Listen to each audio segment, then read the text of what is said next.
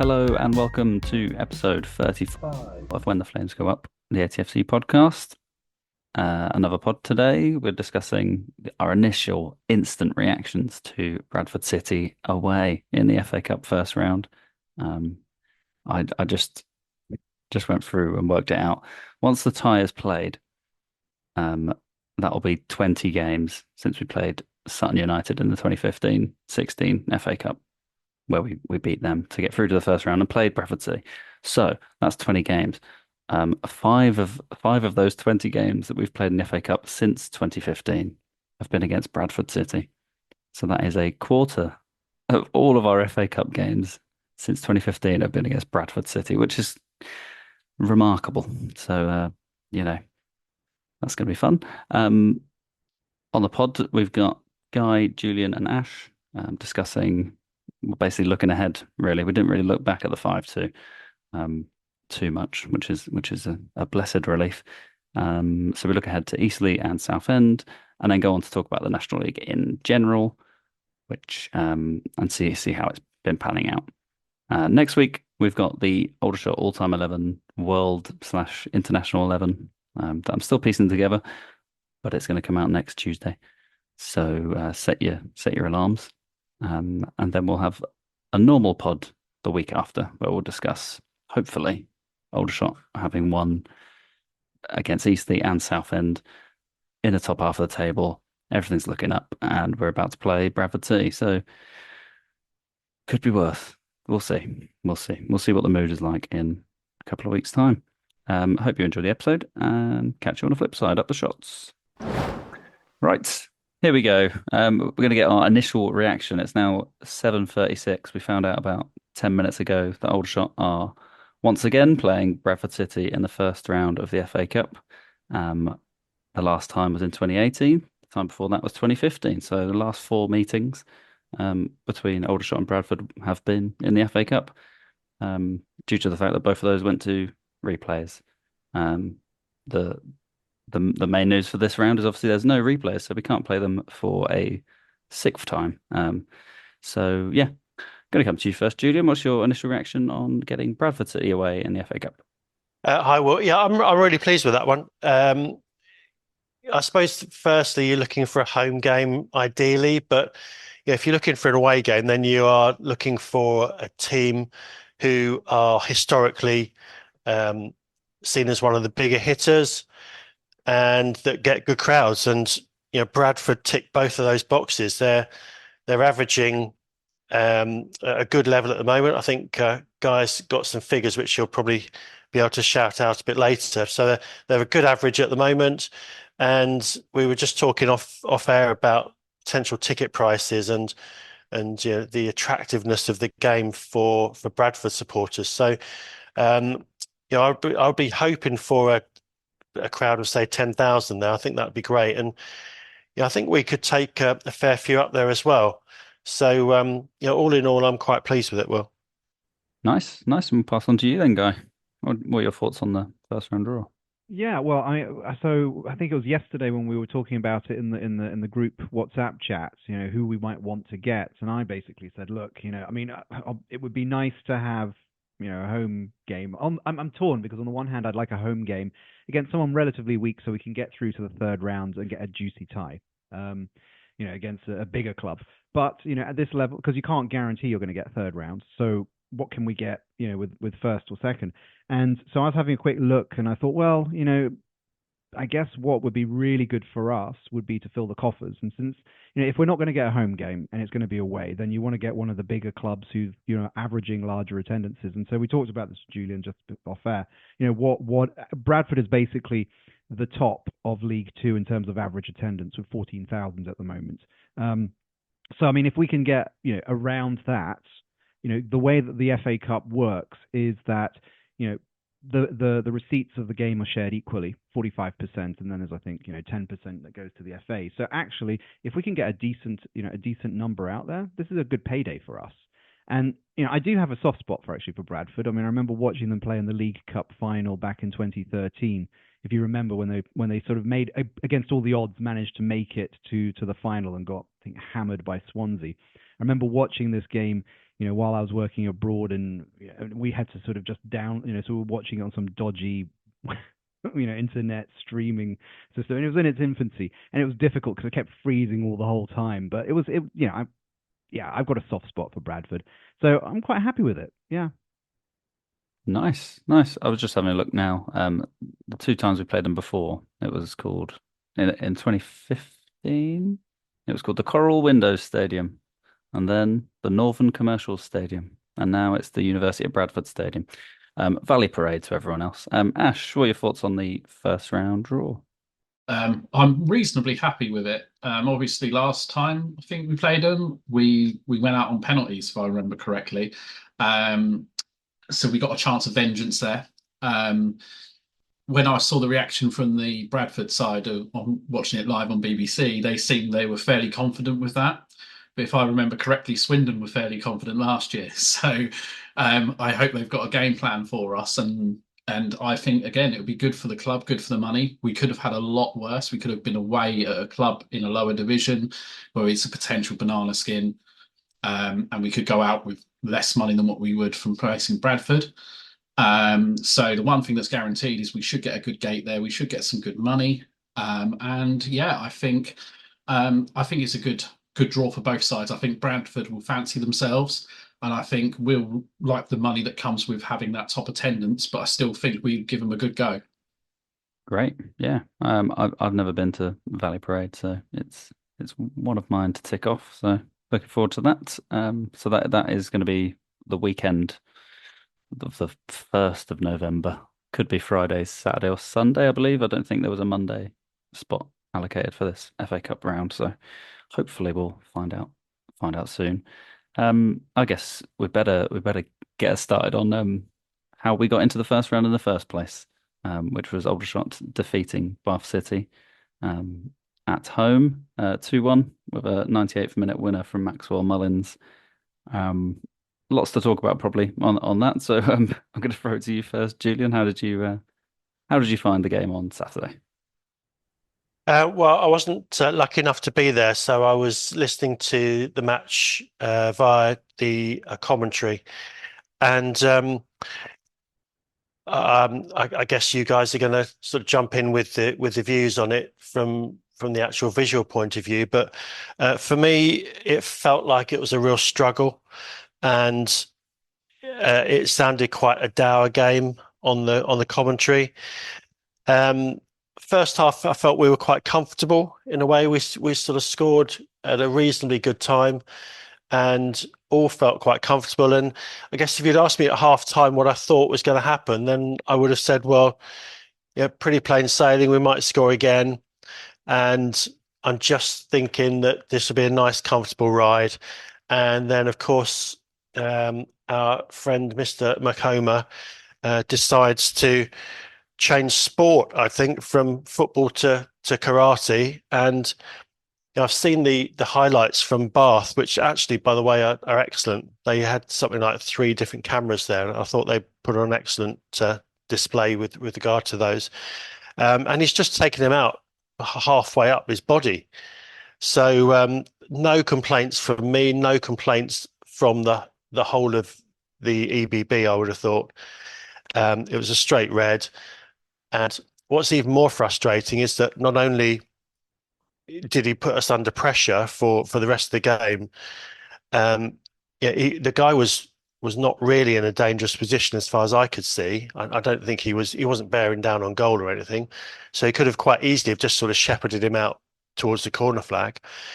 But there must have been something there, some sort of niggling stuff that's been going on throughout the match, and he's just seen red himself, and he's got a red.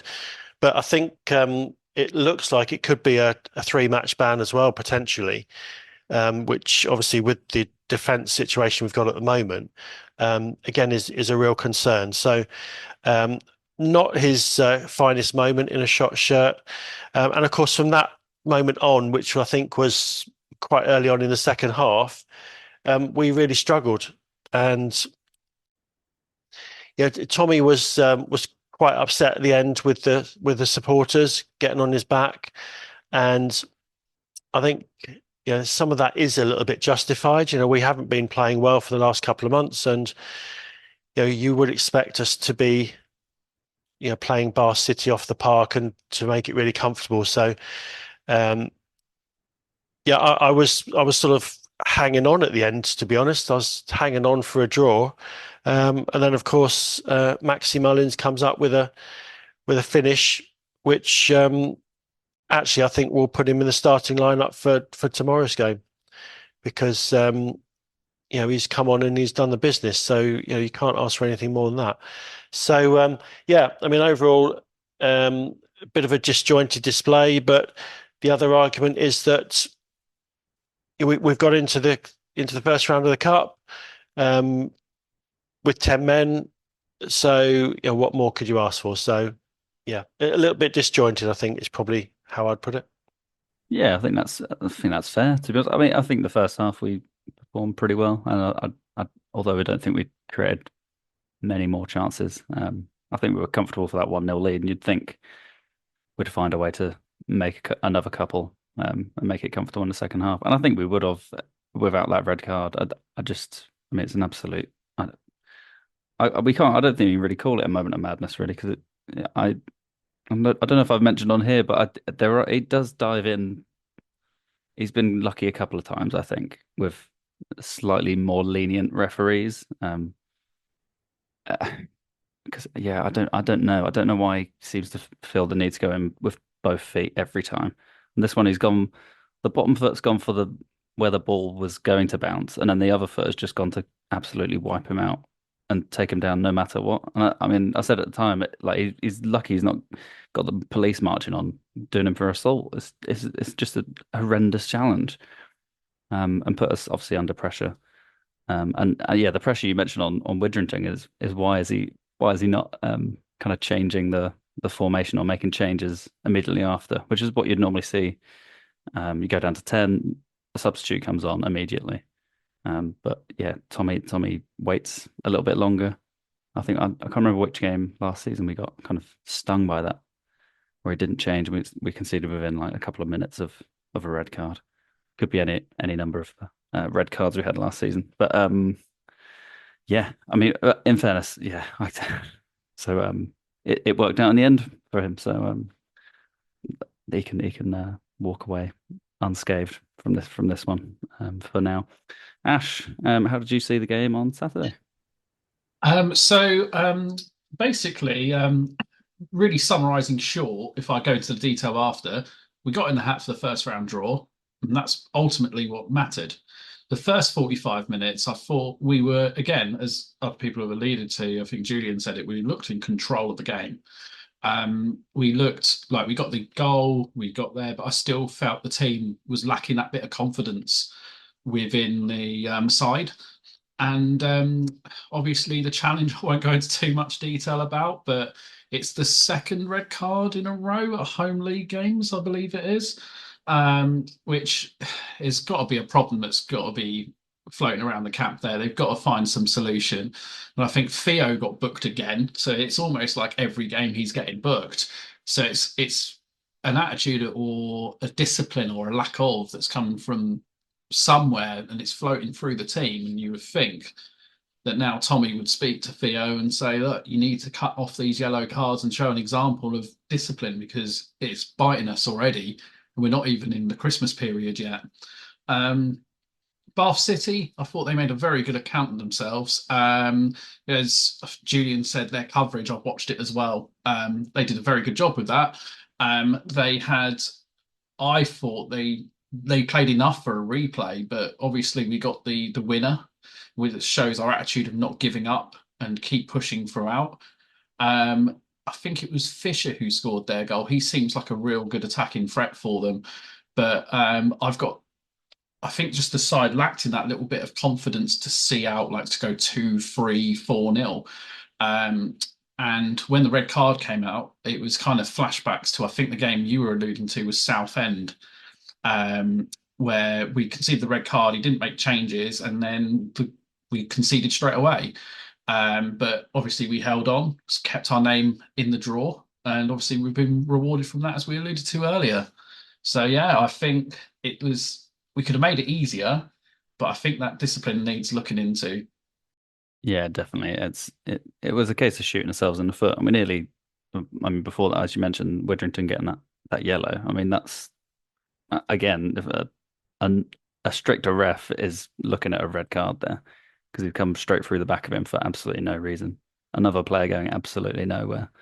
That he's just tried to take off the pitch. I've no idea what was going on out on the pitch. I don't know who was riling him up, but I mean, yeah, it's like they needed to be riled up by themselves flying into challenges, and we don't need that from our most senior, our pivotal centre half who sits in the middle, and our pivotal centre defensive mid who needs to make challenges and get there. I understand, but you don't need to snap someone through the back just to just to tick it off.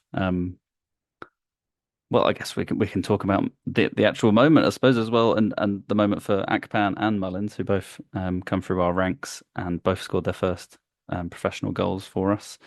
Um, yeah, I mean, brilliant moment for both of them, really. I mean, I watched the highlights also in that same package, which is great. I mean, 27 minutes of highlights.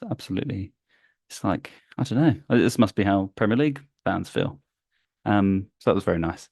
Um, yeah, Akpan's goal. I didn't realize how close James Henry was to kind of being broadly offside. If he touches that ball as Akpan kicks it, that is offside. But luckily he moved out of the way and seems. I I don't know. He doesn't seem to celebrate at all, James Henry, but it's fine. It's fine. We love him. And then Mullins' goal. It comes from a quick free kick from Theo into Kai Corbett, who came off the bench, who gets it wide to Ollie Scott, who's got a bit of room, and slots it across to Maxwell Mullins, and it's something that Jerry Gill or Jerry Gill, not sure. Jerry Gill, this probably sounds better, but Jerry Gill, Bath City's manager, he said that's kind of where they were done for. I mean, it's one silly mistake where they've not switched on at a quick free kick and they've managed to throw away a replay at their place. Um, his post match interview is very good as well. So go and watch that if you've not yet. Yeah. Any more thoughts on the game on Saturday, Julian? Just a shout out to the Bath City supporters that made the journey. I thought they were really impressive.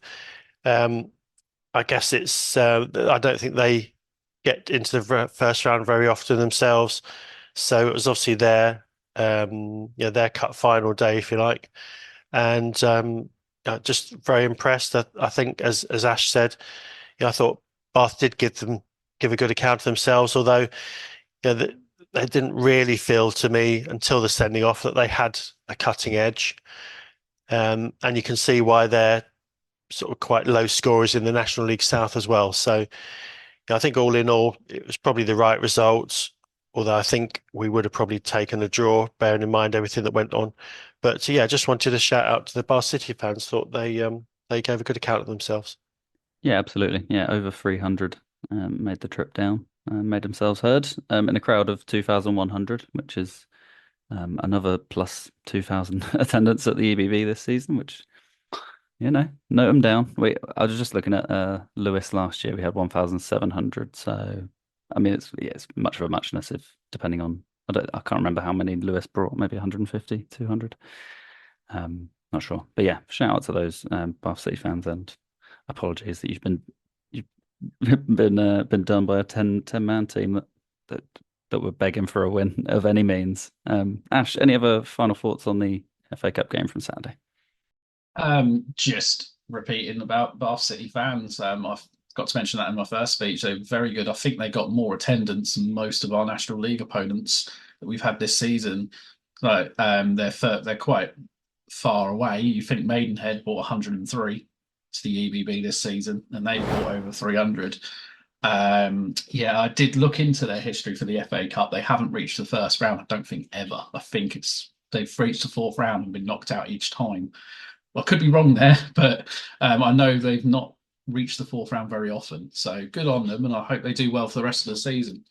Oh, and there was another, I forgot to write it down when I was watching highlights. But as they scored their goal, I'm sure he said it's their first goal at that stage of the competition in 10 years or something, or 9 years.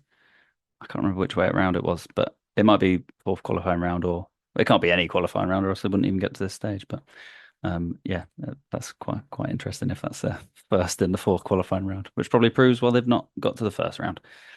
Uh, Brilliant. Well, let's park the madness of Bath City at home, and just to say actually, but I think a few of those goals last year, the late ones felt like relief at home. But I do think that one on Saturday was so unexpected. Well, I had no inkling that was going to be that we might create a chance and score.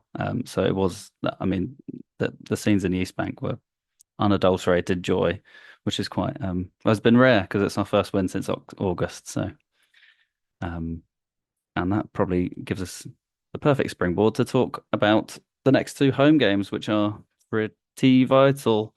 Um, Guys just put a message in about Derby tomorrow. Well, we're not playing Woking, are we? In a Surrey Derby? No, I'm not. National League Cup doesn't exist. Well, I'll look at the lineups, but let's ignore that. Yeah. So next up, not next up, but next up, Eastleigh at home at the weekend, and then Southend at home the following Wednesday. I haven't seen anything more about extended DAZN coverage. No idea what's happening there. So I'm hoping that one of the three people on this call has any idea why it's if there's anything exciting happening next Wednesday. Julian, I'll come to you first, and we'll move around the room. What are your thoughts on the next two home games? And yeah, how many points do you think we need, or how many are you expecting? Yeah, I'm sort of stating the obvious here, but we definitely need to get back on track, and this is as good a place to start. I was just looking at the league table, and it's a really odd sort of season of fixtures so far because we've played everybody in the top, and when we play Eastleigh, we're going to have played everyone in the top 7 at home already, bar Gateshead. And yet away from home, we've obviously played most of the teams in the bottom. So I'm hoping that nothing changes in the sense that our home form is going to stay strong. Okay, we've had a couple of dicey results, but I think this is really crucial, this game on Saturday, because we've got the cup out of the way now. We're in there. We know what we're doing. We know where we're going. And Tommy will have already been focusing on these next two games. Now, I'm not sure what his lineups are going to be. The Van Stappershoef and Dewhurst situation hopefully has been resolved now. And Jordi's gone back to the bench for another 10 games, perhaps. I don't know how he's going to do it. But we really need to get Dewhurst back in. And of course, with Makoma missing in defence as well, then I think the back three will probably pick itself with Menezes taking up the middle role, Lockie Bird on the right-hand side, and Dan Ellison on the left-hand side of the back three. So I think that's going to be key because with Eastleigh, they do score goals, and of course in Paul McCallum, you've probably got the greatest goal scorer of all time in National League level. So I think this is the game where we really need Menezes to step up. He's been a little bit disappointing for me so far. I thought by now he would have settled in and become the first name on the team sheet, but it hasn't really happened as yet. So for me, this is his start. He's got to step up, be the main man in the back three there, and I would expect to see him shepherding Paul McCallum, throughout the whole game. They have got goals all over the pitch. You've got Jaden Harris, I think, will be. Is he at Eastleigh? No, he's at Sutton, isn't he? I forget which one he's at. He was certainly at Eastleigh last year. I think he's at Sutton now. But you've got goals all over the pitch with Eastleigh. You've got Maguire, who's still there. He's been there a few seasons, and they've started off well. They're in the top 7. Surprised a few people because they were in the relegation positions last year for much of the time. But yeah, I think these next two games are crucial. And as Ash said, we really need to make sure that Theo's not picking up any more yellow cards. One thing that was a ray of light for me at the weekend was to see Maja on the bench, which must mean that he is close to a return. And my ideal midfield two would be Maja and Tetek, and of course both of them have been injured. But if I could get those two back in my team, um, I think we would look really, really strong, and perhaps struggling to find a place for Hargreaves, even though he's been, the engine room of the team this season. Um, Depends really how you quantify your midfield. Are you looking for um, breaking up play and hitting teams on the transition with your two midfielders, or are you looking for them to bomb forward and to assist in goals? Or are you looking for them to cover the defence, cover our back three? It's an interesting conversation. It'd be interesting to hear what you other guys think of the two midfielders and their role. But a really long-winded answer, Will. Yeah, it's two really important games, and we really need 4 points as a minimum. I'm hoping for six, but we really need four as a minimum, I think. Yeah, I would agree. It's looking that way. Yeah, in terms of the midfield too, it's interesting to see what Tommy does because it affects what um it affects the two ahead of him, substantially. If we play with two tens and two slightly more versatile midfielders, I mean, I think Tete can do the Theo Widrington job. Um, yeah, but it does seem that most of the season we've had those two slightly more defensive-minded centre mids in order to allow Barrett and Henry to have space when they've been playing. But yes, let's see. Let's see if Magic can come in. I feel like he would have probably come off the bench if we'd had 11 men. He was definitely warmed up, and then he came on the pitch kind of straight away to do his kind of sprinting drills that the subs do if they don't get many minutes. But he was doing a pretty extensive warm up as well during the game in the first half. So it's good to see him. Good to see him on there. Guy, I'm going to come to you. Thoughts ahead of the next two big home games against Eastleigh and Southend. Yeah, I think exactly. I mean, you asked us, what is it sort of almost make or break time? And we've been talking about this now over the last few weeks. We've just been sort of grinding out draws or sort of snatching draws or defeats. And I mean, one thing I was curious, and I didn't hear from any of you talking about with regard to the Bath game. What even we've talked about the red card, but the fact that Aldershot won, I mean, that's got to be a boost to the confidence, and to do it with 10 men as well. It must, you would hope would sort of play in to their preparations and planning for this weekend as well, because we really need to get back on, to winning ways, and we haven't done that. That said, I think actually these two upcoming games, we've got a really good chance actually, because if you look at the form of these teams, both, I mean, yes, Eastleigh are seventh, and Southend are actually just one place above us at 17th, but the form has been pretty similar. I mean, the last few games, if you look at their last five, they've been well, they actually lost both of them lost, they've lost their last couple of games, and draws as well, so they're kind of in the same place as we are. And I think that's something that we need to take into account, that seventh place for Eastleigh might be a little bit false at the moment, because given given the performances that they've been putting out. That said, as Julian was pointing out, Paul McCallum is the sort of the danger man there for Eastleigh. But I think also, don't forget, there's in terms of effectiveness, the next one down on their list is Chris Maguire, who's also been doing quite well, I believe. So we need to keep an eye out on them. And I guess this. So yes, I think we really do need to sort of get get started again. And if it's not going to happen now, when? I mean, it is a problem if we're starting to sort of pick, sort of lose players because of red cards and suspensions. But this is now an opportunity for those that are sort of on the edges of the team to really step up and make a mark as well. I guess you've got to look at it as an opportunity as well as what are the problems around this as well. Yeah, definitely. It's always good to put a positive spin because as soon as you say, "Oh, they're on a similar run to us," I had a little scroll down there previous results, and then I'm looking saying, well, they've only actually won 2 games, 2 times since we've won in the league. That's not that much. That's not seventh place form. They've only won 2 away games this season. I mean, it's all looking up. Ash, what are your thoughts ahead of Eastleigh and Southend? I think both Julian and Guy have alluded to massive games. I think it will probably define our season with those 2 games. I was going to tap into the other team's form.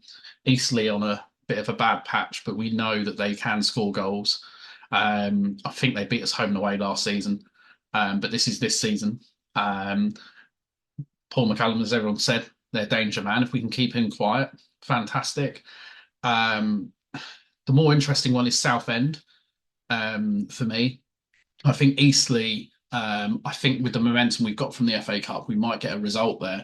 It's the Southend end, which is they're a team that seem to not be able to hit the ball in the back of the net at this moment in time. And they've got the odd one goal. If you saw their FA Cup goal, it was a horror show from the keeper that got them the goal. Should have easily saved it. But speaking to other Southend fans, and they're saying to us that we're struggling to score, and they've got 0-0 written all over this game. But knowing Aldershot, probably 4-4 or something like that. But I think, as the panel have alluded to, 4 points, I think would send us on a little bit of form. We looking at the fixtures, we had all the teams who came up away from home, so that's something that we need to take into account. That we'll now be playing those at home coming into the back stretch of the season. But I think Eastleigh being out of form and Southend also being, it's a good opportunity to springboard up that league table. But I do think the season in the next 3 or 4 games is on that sort of knife edge. Are we heading up towards that top middle table? Or are we going to be sitting around that 17th, 18th, 19th spot looking behind us? But guess there's only one way to find out on that one. But I would love to see us get a good result against Eastleigh because I missed the FA Trophy last year, so I only saw us lose to Eastleigh. So it'd be good to get a result there on Saturday. That was great timing, Ash, to be fair. Great. So we just started just talking about Eastleigh and Southend, but brings us on kind of nicely to talk about the National League more in general. As mentioned, Paul McCallum, not top goal scorer, but top goal scorer for Eastleigh. He scored 7 so far. Next in the list on joint second is Gus Scott Morris, who's been a revelation in goal scoring terms from right back / right wing back for Southend. So those two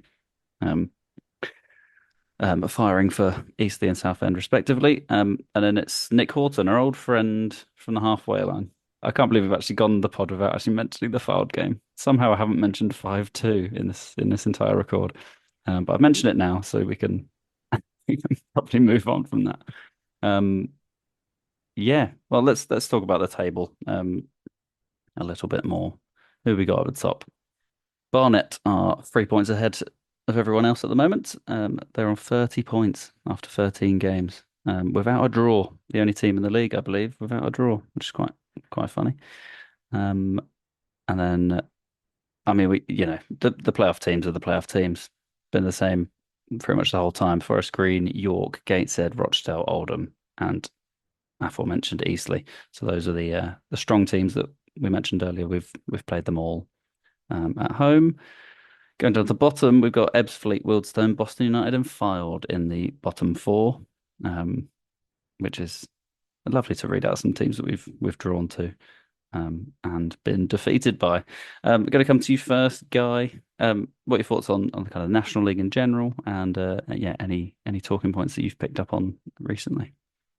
Yeah, I mean, so I think, looking at the table, it seems clear that we now know, which teams are going to be sort of pretty much there at the end of the season. And I think so, when we come round to playing them again, we know that these are the ones that we've got to, really up the game against. But looking at it's also striking how, I mean, I've said this in previous weeks that that one of the things about National League is the degree to which form is always up and down, right? So you rarely get sort of a regular or consistent number of wins and draws by sort of the more higher placed teams, and sort of it goes up and down. And then so just an example of this is, our neighbours Woking, who I think a few weeks ago were up at about, sixth or seventh, and now they're, not far off where we are. And look, I know and I did also try to keep a positive spin on it a few weeks ago when I was saying that the difference between, the distance between us and actually playoff spot number 7 wasn't that far. It's gotten a little bit wider. It's now 7 points, but like I said, you only need one or two teams to sort of, have a dip in form, lose a game here or draw a game there, and potentially we could be back in it. So I think, I'm probably not going to be like Ash and say that this. I don't think that this is make or break weekend and next week for us, but I think we are getting to that point in the season where we really do need to start upping the level. Because also, I think I was saying just before we were recording as well, after the Southend game, we'll have done 15 games, so we'll be a third of the way through the season. So, and that's a fairly good, indication of where we could be at the end of the season. So, I think, I'm not panicking yet. Let's put it that way. I mean, maybe I'll, ask me again in, just before Christmas. But I think for now I'm okay. And I think, as I've said, I think with the win against Bath, that's got to do something for the team's confidence, even as well as being the fact that it was by 10 men. Can we just sort of translate that into league form now? Yes, absolutely. Looking for a first league win since October, which is crazy considering middle of October. Julian, any thoughts on the National League as a whole and Aldershot's place in it? Yeah, similar to Guy, really. Yeah, for me, a lot of the teams where I would have expected them to be. The top 6 do look pretty strong, and I think you've got to be playing well to probably break into that top 6 now. Eastleigh are going in the wrong direction, and hopefully that continues on Saturday. Couple of teams to look out for. Solihull are a good team. They were, I think, in the playoff finals last year. They're starting to build now. They're just in 12th at the moment and only 3 points off the playoffs. And Sutton could be some dark horses as well. They really do blow hot and cold. They'll win a game handsomely and then they'll lose a game that you wouldn't have expected them to lose. But I can't read any other teams other than those two troubling the playoff positions. So yeah, it's got to be us.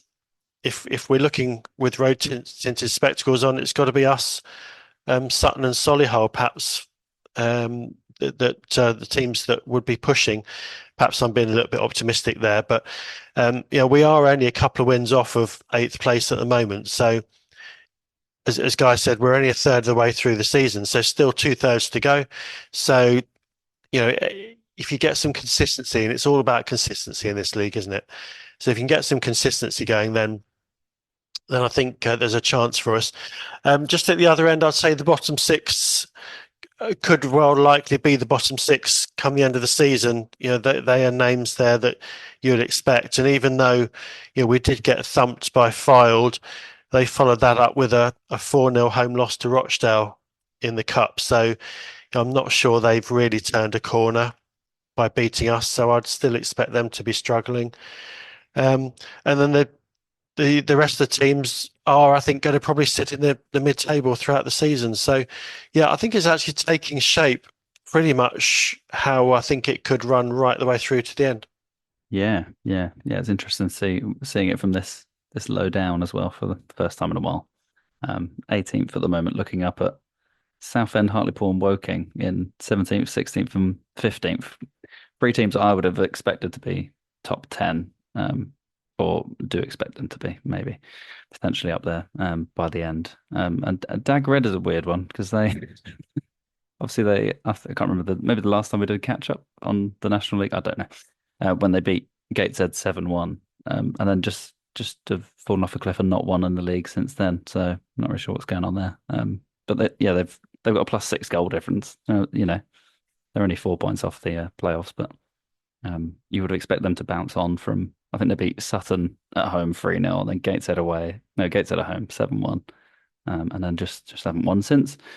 Ash, any more thoughts to add on the table and shots? Shots' place in it? So if you said to me at the beginning of the season, predict the league, that six would be pretty much my top six. I did have Southend up there, but I think that's another story. I could rattle on for them for ages. Um, the one I think to watch out for, and they did it last year, and they seem to be there or thereabout already, is Halifax just sitting outside that little playoff spot. I think they have a say on who's going to be in that playoff. An interesting one to note is Yeovil and Tamworth, the two teams there who came up, getting some good number of points registered early on. As I think Tamworth is a part-time club, so they will start possibly at the back end of the season dropping down in form and getting a little bit more tired as the fixtures come thick and thin. With us, 6 points out of the next two games puts us on 20 points. That sticks us up about where I would say about 11th, 12th, around that area. That seems to be roughly where I could see us finishing this season. We do seem to have a good run of games coming up. So it's always good that these two, and I say it's make or break because this is where our form can start picking up. We hit these two wins, the form really goes in our favour because like we have games that we should expect to win, even though no game is easy in this division. Um, it's if we don't get those results, but I don't want to talk about that because I'm going to be positive and say we're going to get a result at home to Eastleigh because our home form's been fairly good. We've only lost really to teams that are up there or thereabout. And so facing the Southend team, hopefully we can stick a goal in. They don't seem to be scoring many. And Eastleigh, we can outscore them. Then we are back up to a positive way going. But yeah, I think the table doesn't lie. I think we're there for a reason in that position. We just want to be looking up the table rather than behind our backs and behind. Great. Yeah. I just want to see if have we played old Southend on a midweek since the floodlights went out? Do we play them again? Trying to figure out. But anyway, the only thing I was going to add is that it almost certain to be two more plus 2,000 attendances at the EBB. So that's a positive. Wow, February 21st, 2012, 2,900 at the Wrekin League Two. 2-0 win for Aldershot. Glenn Morris is in goal for Southend. Chris Barker at left back for Southend as well. Oh, the past. Oh, the past. Anyway, so yeah, I didn't actually find out if we played them on a Tuesday night since then. But always good fun to get them under the lights at the Rec, so they can sing about how we ruined their season and they've never recovered since. I think that's about all we've got time for. After all our chatting in between. So thank you, Guy. Thank you, Julian. And thank you, Ash. And I thought you were going to sing us the out tune there, Will, which I really like. I could have, yeah, I know. I have to build up to that start. I need to do my vocal exercises. Is it you that actually sings it though? I reckon it is. I reckon you go dun dun dun dun dun. Dun. Do you know what? I've actually been thinking it because because I wanted to re-record it at some point, but I wanted to make the fans love it. Sound like a crowd singing it. You know what I mean? Like a kind of da da da da da. Yeah. No, that kind of thing.